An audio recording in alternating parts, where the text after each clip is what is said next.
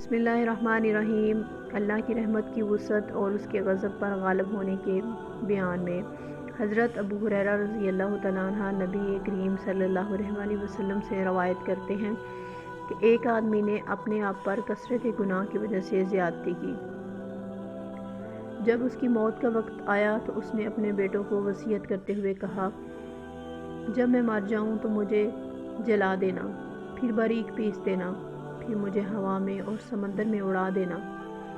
اللہ کی قسم، اگر میرے رب نے مجھے عذاب دینے کے لیے گرفت کی تو مجھے ایسا عذاب دے گا کہ اس جیسا عذاب کسی کو نہ دیا گیا ہوگا۔